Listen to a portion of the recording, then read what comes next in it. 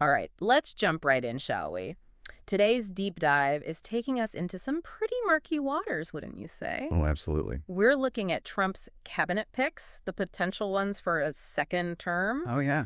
And wow, are people talking? Yeah. So we've got two really interesting articles for this, All right. from November 2024. Okay. One's from ABC News, and they call these picks thin resumes. Oh, okay. That's the whole point, according to their analysis anyway. Uh-huh. And then we've got CNN, and they're saying these picks don't look like America. Hmm. They look like Fox News. So the big question here is why? Right. Why is Trump, if he gets a second term, going with people who maybe haven't done these jobs before? Yeah. And why so many familiar faces from, well, conservative media? Right, right. Yeah, both articles are definitely picking up on that same thing, that pattern. Yeah. Less emphasis on traditional experience and more focus on folks who've been out there visible. Yeah, especially on Fox News. Right. If you think back to 2016, Trump's whole campaign really Yeah. really tapped into that frustration with the swamp, with Right. with this idea that career politicians are just out of touch. Yeah. And it seems like, in a way, this time around, he's doubling down, Uh-huh. almost like he's saying, you want change, okay, these are the faces of change. So the ABC article makes this argument Right. that criticizing these picks, just because they don't have that classic experience, like they Right. haven't been the secretary of whatever, director of whatever, Right. they're saying that that might actually backfire. Sure. Is it possible that that actually plays into this whole idea that the Democrats are elitist and out of touch? Yeah, I think so, definitely. That's ABC uses this phrase, outsider bona fides. Okay. And it really gets at how voters think. Yeah. Think about it. If you're struggling, if you feel like the government isn't working for you, someone who's never even been on in government, well, they start to look pretty good, right? Yeah, like what could be worse? Exactly. Like, well, it can't be worse than what we've got. Okay, so let's put some names to this. Who are we talking about here? Okay. ABC highlights a few people, Right. like Pete Hegseth for Pentagon Chief, Linda McMahon for Education, Kristi Noem for Homeland Security, and then Tulsi Gabbard for Director of National Intelligence. Okay. Oh, and we can't forget, there was Matt Gaetz for Attorney General, but he is already out of the running. Yeah, what a mix, right? Yeah. It's really striking how different their backgrounds are. Yeah. I mean, you've got a Fox News host, you've got a former WW CEO, Right. a governor. I mean, it seems like Trump is going all over Yeah. the conservative world, finding people. And that's their big selling point. They're outsiders. And that's exactly where that CNN article comes in, right? Yes, exactly. They're basically saying, hold on a second, this might not be diverse in the way we usually think of it. But there's a common thread here, and that thread is Fox News. It's true. CNN really zeroes in on how this approach just fits with, Yeah. fits with what we know about Trump. Yeah. He likes people who look good on TV, Right. people who know how to get attention. Mm-hmm. And, of course, loyalty, that's huge for him. Of course. A lot of these people, they've been defending him on TV for years. Yeah. So it's almost like he's rewarding them, the people who've stood by him, So it's less about whether they're policy experts and more about how they look on camera. Yeah. And how fiercely loyal they are. Right. It's almost like he's casting for a show, not building a government. I mean, that's an interesting way to put it. Yeah. But yeah, I mean, there's definitely some truth to that. Right. CNN lists a whole bunch of examples. Yeah. Pete Hegseth again, obviously. But then there's Dr. Oz for CMS. Right. Mike Huckabee as ambassador to Israel. Oh, wow. Even Sean Duffy, you remember him from The Real World. Yeah. And then he was on Fox News, who's being considered for transportation secretary. Wow. And that's not all. There's Tom Homan, the former IC director. He's a Fox News regular. They're thinking about him for Border Czar. Right. And then there's Robert F. Kennedy Jr. He wrote that book about vaccine conspiracies. Yeah. Well, he's being considered for Health and Human Services. Oh, wow. That's quite the group. Yeah, pretty eclectic mix, you could say. So we've got these two articles. They're both looking at the same nominees. Right. But they're coming at it from different angles. Yeah. ABC thinks it's a pretty clever strategy, one that the Democrats are having trouble countering, while CNN is more worried about what could happen if you have personalities instead of policy experts in these really powerful positions. I think that's the tension here, right? It's not just about who these people are. It's what these picks tell us about what Trump wants to do in his second term. Right. Does he think government experience is actually a bad thing? Yeah. Does he think being good on TV and being loyal is more important than knowing policy? Right. I mean, those are some questions to think about. It's almost like he's saying, what does qualified even mean? Yeah. But these aren't just ideas, you know? Right. The people in these jobs, they make decisions that affect all of us. Exactly. So is it enough to be a good talker or to be loyal? Or do you need to actually understand how government and policy work to be effective? That's the key question. Yeah. I mean, when I look at these sources, what really gets to me is, can you really run a country as complicated as the U.S. with a cabinet full of people who don't have much government experience? Right. And what does it say about the Republican Party if this is the new normal? It's like he's flipping the script on what we used to think made someone qualified. Yeah. But then that makes me wonder, could this shake things up in a good way? Maybe these outsiders will bring new ideas and challenge how things are done. It's possible. Yeah. But you have to think about the downsides, too. Right. What if they don't have the experience and make mistakes? Yeah. What if they choose loyalty over making the right decision? Okay. Yeah. I think we need to look at each nominee and ask ourselves, can they actually do the job? Right. What are their strengths and weaknesses? And how could their decisions affect us, everyday people? And that's exactly what we're going to do. We're going to take a closer look at some of these nominations. And I think we should start with Pete Hegseth for Defense Secretary. Oh, yeah. He's a perfect example of this whole, Yeah. Media presence versus experience thing. Okay, let's dive in. All right. So welcome back to our deep dive into Trump's picks for his cabinet, if he gets that second term. Right. We've been talking about this thing where he seems to be choosing people who are good on TV or who are really loyal to him. Yeah. Instead of people who have a lot of experience. Right. And as we start looking at some of these nominees, I think it's really important to think about, what's happened before. Okay, so you're talking about history. Like, what can we learn from past cabinets that might help us understand what's happening now? Yeah, exactly. Okay. Think about President Carter. Okay. He brought in a lot of academics, policy experts, people who knew their stuff but didn't really have much practical experience. So the opposite of what Trump seems to be doing. Exactly, yeah. And it didn't always work out so well. Really? Yeah, Carter's administration, they had a hard time getting things done. Washington can be a pretty complicated place. Yeah. And some people said that they were brilliant, but they just couldn't figure out how to put their ideas into practice. So is Trump going for the complete opposite, like trading the professors for the TV stars? In a way, yeah. But you can also see some similarities to other presidents who really valued loyalty and being good at politics. Okay. Like, think about Nixon and his inner circle. Right. Guys like Haldeman and Ehrlichman. Yeah. They were totally loyal, but then they got caught up in all those scandals. So history shows us that putting loyalty first can be a risky move. Yeah, that's right. It's a tough balance. Every president wants people they can trust. Right. But you also need people who are going to disagree with you sometimes. Yeah. People who will challenge you, who will give you different points of view. Yeah. Otherwise, you end up surrounded by people who just tell you what you want to hear. Right. Yeah, you get stuck in an echo chamber. Exactly. And then you might make bad decisions without even realizing it. That makes sense. Yeah. So as we look at these picks that Trump is making, we need to keep that history in mind. Right. Loyalty is important. Yeah. But it can't be the only thing you think about. Definitely not. Okay, let's get back to those specific names. Pete Hegseth as Defense Secretary. I'm still trying to wrap my head around that one.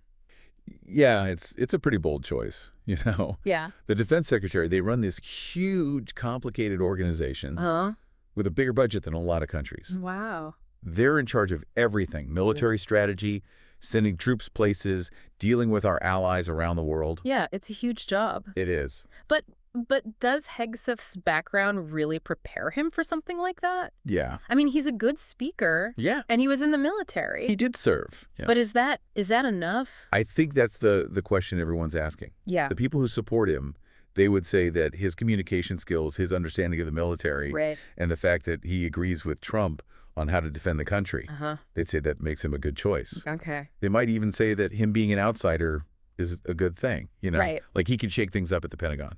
Okay. But wouldn't his lack of experience managing a big organization, like dealing with budgets or figuring out international diplomacy, wouldn't that be a big problem? I mean, those seem like pretty essential skills for running the Defense Department. Absolutely, yeah.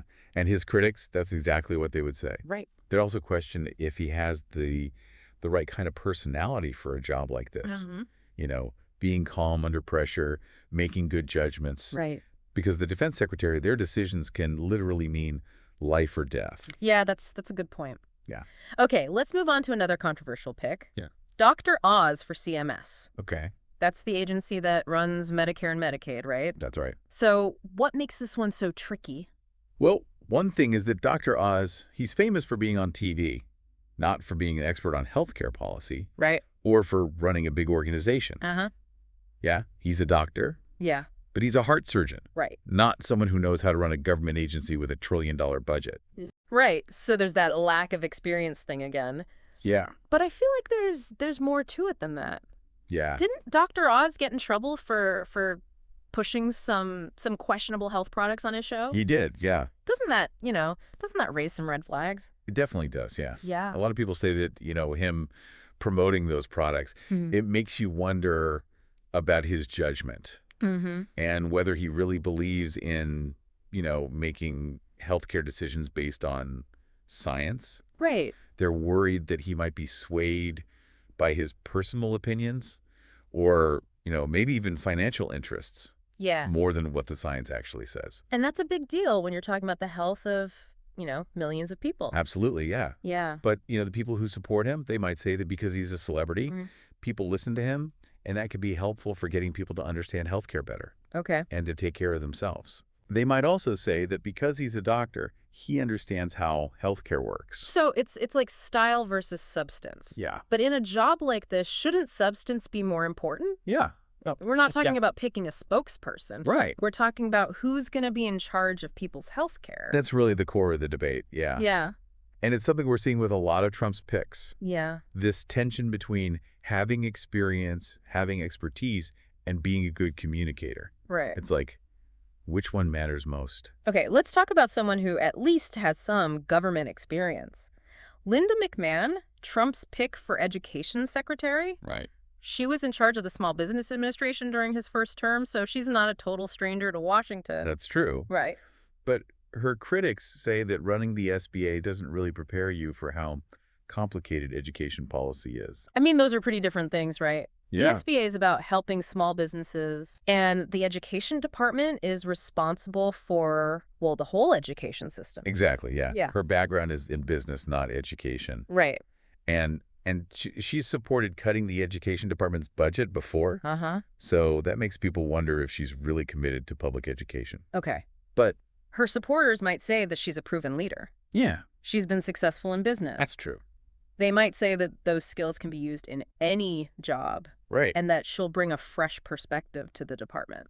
Yeah. Right. They could also point to her time at the SBA. And say that she knows how to handle the politics in Washington. So, is it enough to be a good leader, even if you don't know a lot about the specific area you're in charge of? I guess that's the question hanging over a lot of these nominations. It really is, yeah. Yeah. There's no easy answer. Right. It depends on the person and the job. Yeah. Some people would say that leadership and management skills are more important than being an expert, while others would say that you absolutely need to know the details of the policy you're dealing with. So we're back to that tension between experience and these other things, like loyalty, Yes, communication skills, the ability to shake things up. Yeah, exactly. And each nomination has its own set of things to think about. Right. Okay, let's move on to another pick that's causing a lot of discussion. Mike Huckabee as ambassador to Israel. Right. Now this one seems like a real head scratcher. Huckabee was a governor, and he's a Baptist minister. Right. And he's known for his really strong conservative Christian views. So how does that prepare him for the world of diplomacy? I mean, isn't being an ambassador about more than just, sharing your personal beliefs? You've hit on a really important point there. Being an ambassador, it's about representing your country. Right. But it's also about building relationships and helping countries understand each other And in a place like Israel, with all its religious and political complexities, Oh. finding that balance seems even more important. Yeah, I can see why people are raising their eyebrows about this one. Ah. So his supporters would say that Yeah. he's really pro-Israel, Uh-huh. and he understands how evangelical Christians think, Right. and that would make him a good advocate for the U.S. They might also say that because he's so religious, Yeah. he could help bridge those divides Yeah. and get people talking. But wouldn't his critics say that those same things Yeah. could make him seem biased? You know, like he can't be impartial, Yeah. especially in the Middle East, which is such a volatile region. Right. Wouldn't that lack of neutrality be a problem? That's what a lot of people are worried about. Yeah. They're concerned that his personal beliefs might affect his judgment and make it hard for him to build trust with everyone involved. Yeah, it seems like you'd really need experience in navigating those tricky diplomatic situations. It's a tough job for sure. Okay, let's switch gears to Sean Duffy, Trump's pick for transportation secretary. Okay. This one is interesting because of Duffy's unique path to where he is now. Yeah. I mean, he was on the real world before he got into politics. That's right. It's not exactly the usual background for someone who's going to be in charge of the Department of Transportation. It's definitely unconventional. Right. I mean, the Department of Transportation, they oversee all the highways, the railways, the airports. Yep. It's a huge job. It is. And you need to know a lot about infrastructure, logistics, safety regulations, you know, stuff that I wouldn't normally associate with a reality TV star. That's true. Yeah. But his supporters would probably say that because he was a congressman, Right. he understands how laws get made Uh-huh. and that he's good at communicating, so he'd be a good advocate for the department. Okay. But his critics would probably say that he doesn't have the technical knowledge to run such a complex system. Yeah, wouldn't they be worried about his lack of experience managing big organizations? Yeah. And dealing with all the details of transportation policy? Those are valid concerns, yeah. Yeah. The transportation secretary needs to make decisions about investing in infrastructure, Right. safety rules, new technologies, Yeah. and all of that requires specialized knowledge. So it seems like experience, or the lack of it, is at the center of this debate. It is. Yeah, we're seeing this pattern of this tension between experience and other qualities like loyalty, communication skills, the ability to shake things up. Right. Okay, let's move on to a nomination that's been really controversial. Tom Homan for Border Czar. Okay. Now, Homan used to be the acting director of ICE. Yeah. And he's known for his really tough stance on immigration enforcement. That's right. So what makes this one so interesting is that it doesn't need Senate approval. That's right. So Trump can just appoint him without going through the usual checks. Exactly. Yeah. And that's making people who don't like women's views No. or what he did at ICE really worried.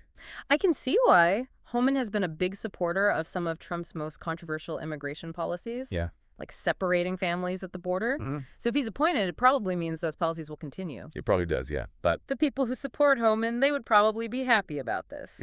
yeah, they see him as a strong leader who's not afraid to take tough measures Right. to secure the border. This really shows how divided the country is on immigration. Yeah, it's a very sensitive issue. Yeah. And picking Homan would definitely send a signal that Trump is sticking to his approach on immigration enforcement. Okay, let's talk about the last nominee on our list. Robert F. Kennedy Jr. for Health and Human Services. Okay. This one has gotten a lot of pushback, hasn't it? It has, yeah, mostly because of his views on vaccines. Right, he's been very vocal about his criticism of vaccines. Yep. Promoting these theories about them being unsafe that have been debunked. That's right. And that's pretty scary considering he's being considered to lead the agency in charge of public health. It is a concern, yeah. Yeah. His critics say that what he says about vaccines is not only scientifically wrong, Yeah. but also potentially dangerous. Right. They're worried that if he's in charge, people will stop trusting vaccines Uh-huh. and we could see a comeback of diseases that we can prevent. Right. You know? And wouldn't his lack of experience in public health policy or running a big organization also be a problem? Definitely, yeah. Yeah. Running the Department of Health and Human Services, it's a huge job. Right. You need to understand these complex healthcare systems, Yeah. public health programs, scientific research. Yeah. It affects the lives of all Americans. Right. It's a big deal. So his supporters might argue that he's really passionate about health issues, Yeah. and he's not afraid to challenge the way things are usually done. They might? Yeah. They might also point to his family's legacy. Right. You know, his father and uncles. Yeah. And his work on environmental health as proof that he cares about public health. Yeah, it's possible. This nomination really makes us think about the role of science and evidence in making public policy. It does. Yeah. And it shows how important it is to really look at the qualifications and beliefs of the people who are chosen for these important jobs. We've covered a lot in this deep dive. Yeah. You know, looking at what could happen if we prioritize loyalty and being good on TV over experience in these cabinet appointments. And we've seen how these choices reflect what's been happening in American politics. This rise of populism and the fact that people don't trust institutions as much anymore. It makes you wonder about the future of our democracy. Yeah. And whether our government will be able to handle these really complicated challenges. It's a valid concern. Yeah. And it reminds us that we as citizens need to be part of these discussions to question what we're being told. To hold our leaders accountable and to demand that our government be run by people who are competent and qualified. Well said. Thank you. And in our final part, we'll dig even deeper into those broader implications. Okay. And we'll explore what these cabinet picks might tell us about where American politics is headed. Yeah. Okay, so we're back. And we spent the last two parts really digging into these cabinet picks. Yeah. You know, talking about whether they're qualified, the whole loyalty thing, how much experience matters. Right. And we touched on some bigger questions, too. Yeah. Like, what does this mean for the Republican Party, even for democracy itself? Right. And I think that's where we need to go next. Okay. If this is the path Trump's taking, what's it telling us about what's next for American politics? Well, one thing that really stands out to me is how this whole approach just flips the script on what we used to think made someone qualified for a cabinet position. It's like experience is a bad thing now. Right. It means you're part of the swamp. You're out of touch. Right. You don't understand what everyday Americans need. And that fits right in with this wave of populism we've been seeing. Absolutely. Not just here, but all over the world. Yeah. People just don't trust experts anymore. Right. Elites, the establishment, anyone who seems like they're part of the system. It's like this deep distrust. And Trump he's definitely tapping into that. Oh, yeah. He's saying, I'm the guy for the forgotten man. I'm going to drain the swamp and bring in outsiders to change everything. Right. But is that really the best way to run a country? That's the question. Governing is complicated. It is. You need knowledge, experience, judgment. Yeah. Can you really just wing it, even if you have good intentions? I think that's a question that goes way beyond Trump. Okay. We're seeing this distrust of experts everywhere. Yeah. Across the political spectrum. People want easy answers to hard problems. They're going with their gut more than their head. It's almost like we're living in this post-truth world. Yeah. Where facts don't matter as much as feelings or what you believe. And that's really dangerous for democracy, right? Yeah, how can we even have a real discussion about the problems facing the country if we can't agree on what's true?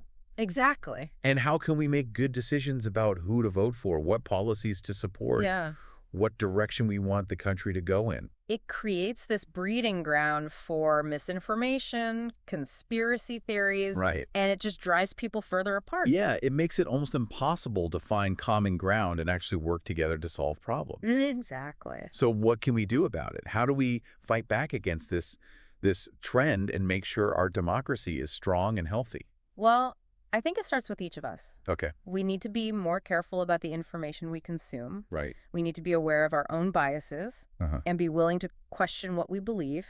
Yeah. And we need to be open to talking to people who disagree with us. Right. Respectful dialogue, even when it's hard. And I think education is really important here, too. Absolutely. We need to teach young people how to think critically. Yes. Especially in this world where there's so much information coming at them. They need to be able to tell the difference between fact and opinion. Right. To figure out if a source is reliable, to think for themselves. And we need to protect the institutions that are vital for a healthy democracy. Like a free press. Yeah. An impartial court system. Right. Strong schools. These are the foundations of our democracy. We need to defend them. Yeah. From attacks, from people trying to make them seem less legitimate. We also need to hold our elected officials accountable. Absolutely. We need to demand transparency, integrity, a commitment to serving the public good. And we need to vote for leaders who actually believe in those things. It's our responsibility. Yeah. So circling back to these cabinet picks, it seems like they're not just about filling specific jobs. Yeah. They're about sending a message. Yeah. A message about Trump's vision for America, how he wants to govern, what he cares about if he gets a second term. And that message seems to be loyalty, Trump's experience. Right. Ideology, Trump's pragmatism. Disruption, Trump's stability. Whether that message resonates with voters, whether this way of governing actually works, well, we'll have to wait and see. Only time will tell. But one thing's for sure. What's that? These picks show us just how divided and anxious American politics is right now. It's a reflection of our times, for sure. And they make us ask some really big questions about the future of our democracy and what kind of country we want to be. Big questions. So as we move forward, Yeah. it's crucial that we keep having these conversations, that we challenge what we think we know, that we hold our leaders accountable. And that we work together Yeah, to build a society that's more just and equitable for everyone. well said. Thank you. And that brings us to the end of our deep dive into Trump's cabinet picks. It's been quite a journey. It has, exploring this really complex moment in American politics. We hope this deep dive has given you something to think about. Yeah, and maybe inspired you to stay involved in this conversation about the future of our country. It's an important one. It is. Thanks for joining us, and we'll see you next time for another deep dive. See you then, Tehu.